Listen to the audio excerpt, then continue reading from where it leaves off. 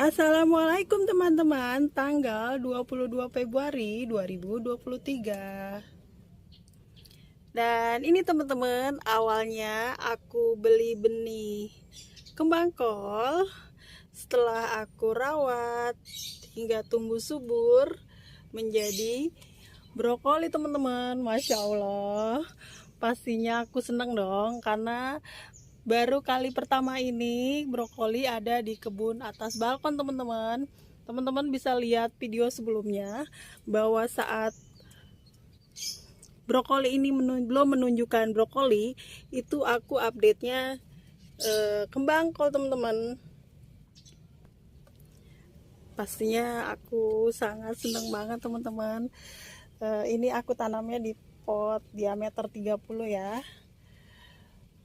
Sudah menunjukkan brokolinya ya teman-teman. Masya Allah. Lalu ini baru kecil ya, yang ini belum menunjukkan. Ini ada sekitar 7 pot diameter 30 ya teman-teman. Jadi aku pastinya seneng banget teman-teman. Kali pertama ada brokoli di kebun atas balkon, dan di sini banyak sekali tunas ya teman-teman. Aku belum tahu nih apakah nanti bisa ditanam kembali seperti waktu aku tanam kembang kol ya teman-teman. Jadi aku menanam kembali itu dari tunasnya. Tapi kalau aku perhatikan sepertinya tunasnya ini membawa, sebentar ya teman-teman, agak aku zoom, bawa brokoli teman-teman.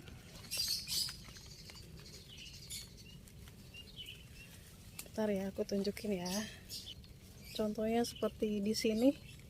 Nih, tunasnya membawa brokoli teman-teman. Aku baru tahu. Ya kan? Jadi aku off dulu ya teman-teman. Ini sudah gerimis rintik-rintik di kebun atas balkon. Jadi lanjut aku pembuatan pupuk dari limbah dapur aku, tepung, cangkang udang, dan telur. Jadi ikutin ya saat aku buat pupuk tepung, cangkang udang, dan telur. Jadi aku harus geser pot diameter panjang pohon pare ini ya teman-teman. Agak geser karena aku rencana mau membariskan pupuk tepung, cangkang udang, dan telur di sini ya teman-teman. Jadi aku geser terlebih dahulu ya. Dan alhamdulillah teman-teman, pot diameter panjang pohon parenya sudah tergeser. Di sini rencana aku untuk membariskan pupuk cangkang udang dan telur ya teman-teman.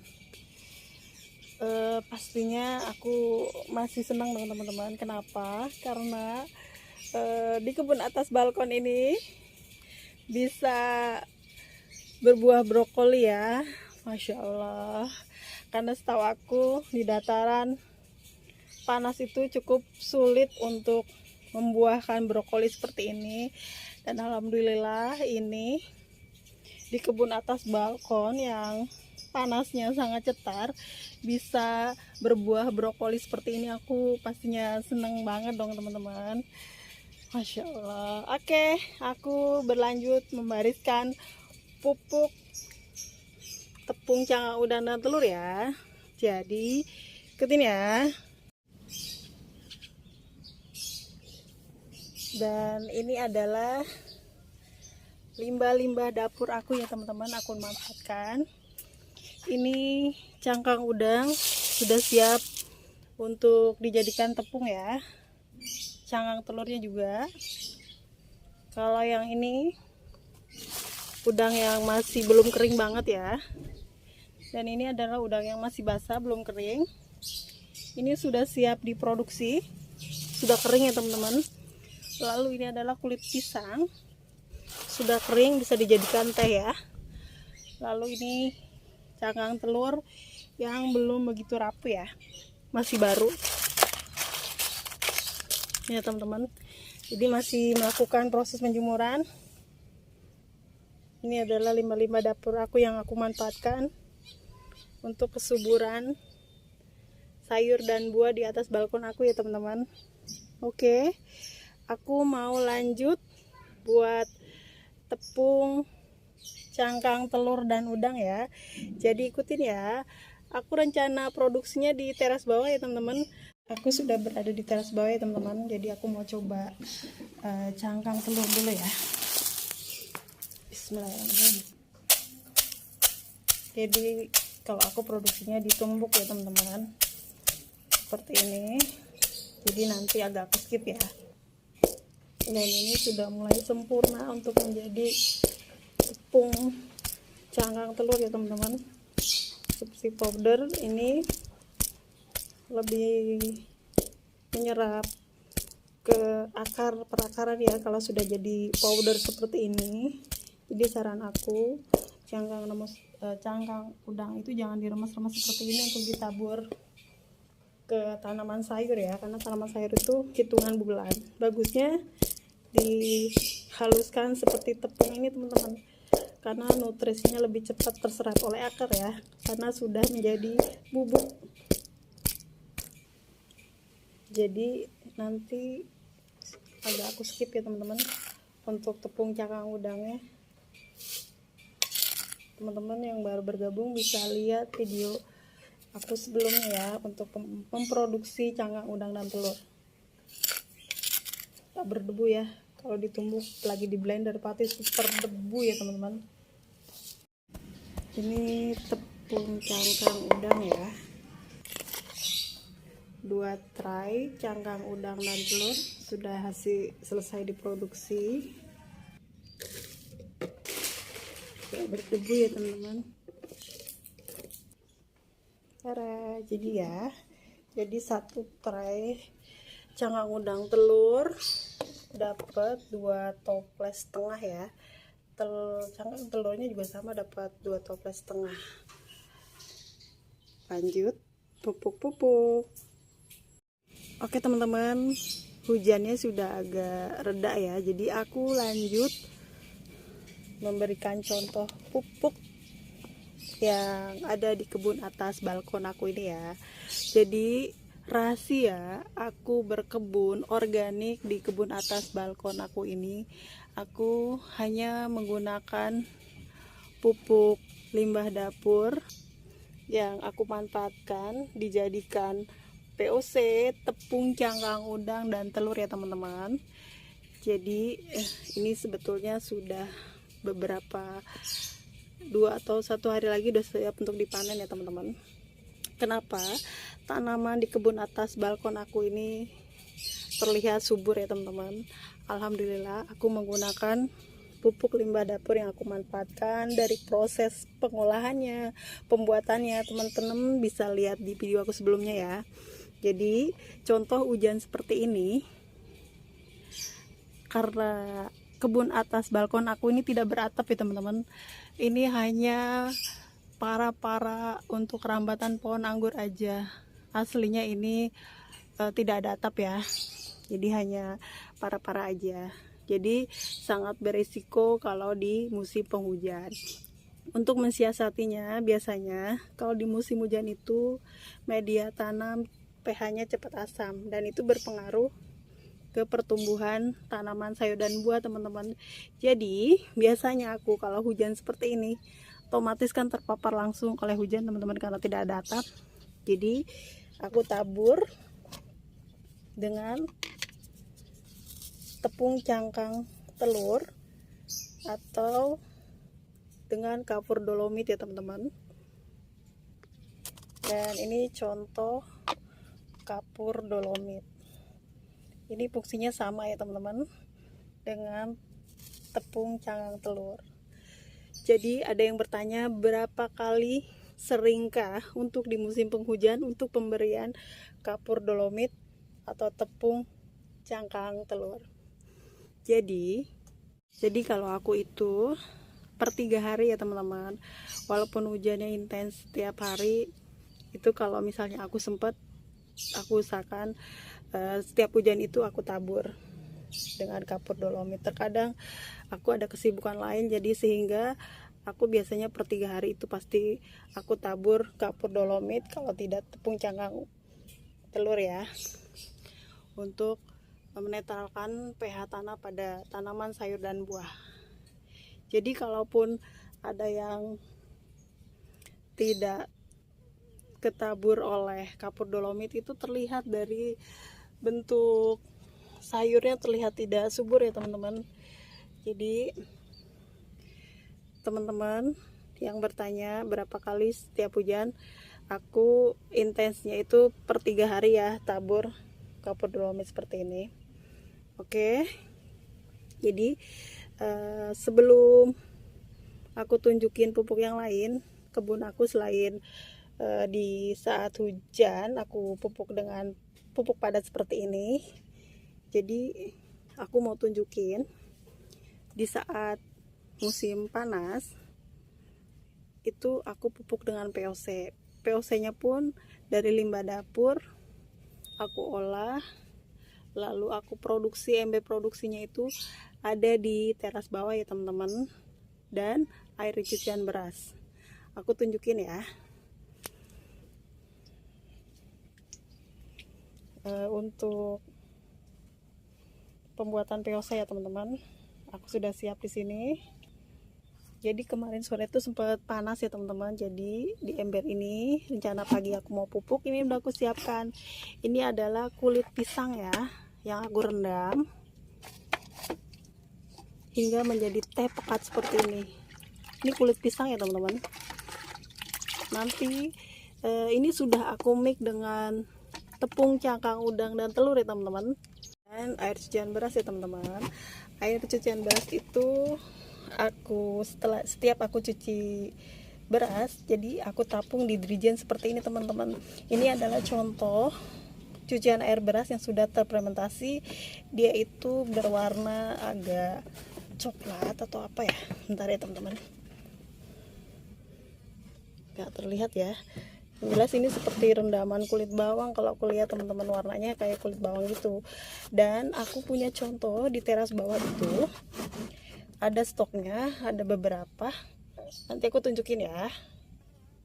Jadi aku mau tunjukin di teras bawah itu ada stok cucian air beras yang sudah terfermentasi dan yang belum terfermentasi. Jadi ikutin ya. Dan ini teman-teman contoh cucian air beras yang aku tabung di dirijen ya. Warna seperti ini masih baru ya teman-teman, belum terfermentasi. Teman-teman bisa lihat perbedaannya. Dan ini contoh air cucian beras yang sudah terfermentasi seperti ini teman-teman. Ini sekitar berbulan-bulan seperti ini ya. Jadi ini udah siap. Yang udah siap seperti ini, warnanya agak seperti bawang merah ya teman-teman. Kalau yang belum jadi itu masih agak putih-putih gitu ya. Ini aku siapkan corong, jadi setiap aku cuci air beras langsung masuk teman-teman ya. Jadi seperti ini stok cucian air beras aku dijadikan POC. Jadi bisa aku mix dengan tepung cangkang udang dan telur, lalu kulit pisang. Itu di fase pembuahan sangat bagus teman-teman, hasilnya sempurna. Dan ini limbah dapur POC aku ya. Ini untuk produksi ya teman-teman. Beberapa minggu yang lalu sudah aku panen ya, jadi ini aku buat dari awal lagi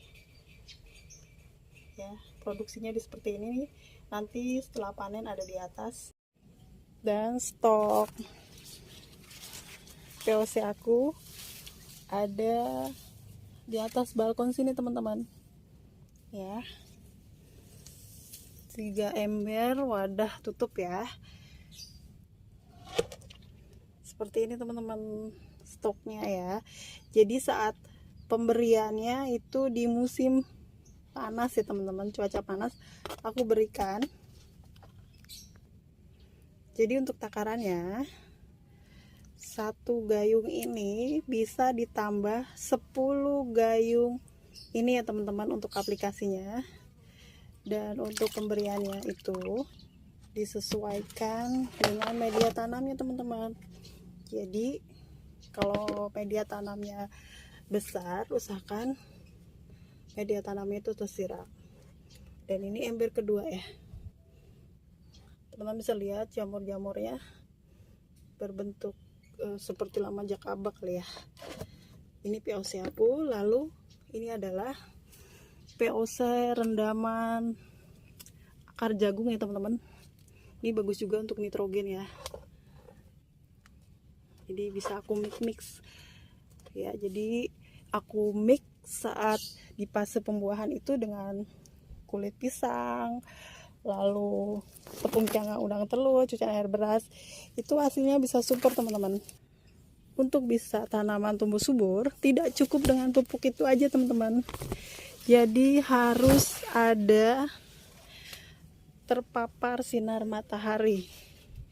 Kebetulan di atas balkon aku ini full ya teman-teman, terpapar sinar mataharinya langsung ya. Jadi itu yang bisa membuat tanaman subur, karena tersinar matahari, terpapar langsung. Saat daun berfotosintesis, otomatis pupuk yang diberikan itu terserap nutrisinya ya teman-teman, sehingga menjadi tanaman tumbuh subur. Oke teman-teman, setelah dari POC aku mau rempel, mau berikan contoh untuk bismillahirrahmanirrahim, pupuk dengan tepung cangkang udang dan telur ya teman-teman. Teman-teman bisa lihat di sini ada tunas. Apakah nanti ini tunasnya menjadi bentuk brokoli atau tunas? Kalau tunas saja bisa aku tanam ya, tanam ulang, jadi tidak semai lagi akunya. Ini ada banyak sih tunas-tunas. Aku khawatirnya dia itu berbentuk jadi brokoli teman-teman. Kalau di sini tidak sih, yang aku lihat sih di sini ya. Mana ya tadi ada teman-teman contohnya. Jadi tunasnya membawa brokoli ini seperti ini teman-teman. Ya kan? Coba di bawah sini. Belum teman-teman. Kalaupun nanti jadi bisa aku pindah tanam teman-teman. Oke, aku mau contohin ya. Jadi aku mau rempel terlebih dahulu. Jadi aku rempel seperti ini ya teman-teman.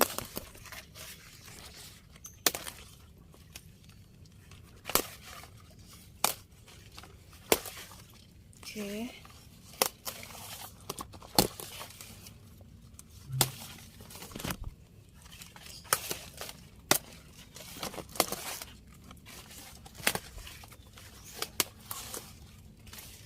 Oke, ini hasil rempelannya teman-teman ya. Jadi aku mau lanjut terlebih dahulu, aku gemburkan ya. Oke, setelah tergemburkan semua seperti ini lanjut untuk tabur-tabur ya teman-teman. Cukup tabur-tabur seperti ini teman-teman. Bismillahirrahmanirrahim ya. Jadi jika berkebun itu selain dipupuk, perhatikan sinar mataharinya ya teman-teman, agar mendapatkan hasil yang maksimal. Hasilnya ya super,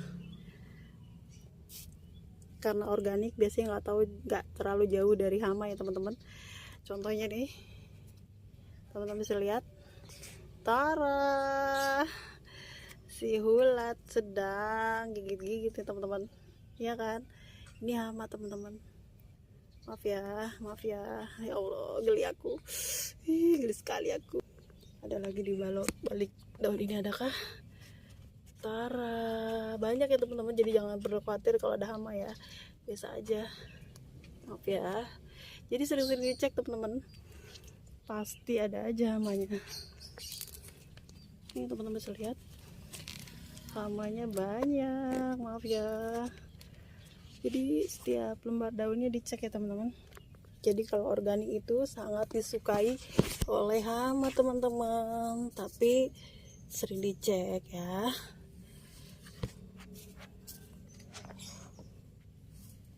Oke, jadi ikutin ya. Jadi jika ditabur seperti ini takut dibawa semut, biasanya kalau hujan langsung menyatu dengan tanah ya teman-teman. Kalau di musim penghujan, kalau di musim panas selalu langsung siram aja teman-teman, nanti jadi menyatu juga. Oke, sudah aku pupuk semua ya. Jadi semangat berkebun, karena berkebun sangat menyenangkan. Lihat hasilnya teman-teman, Masya Allah.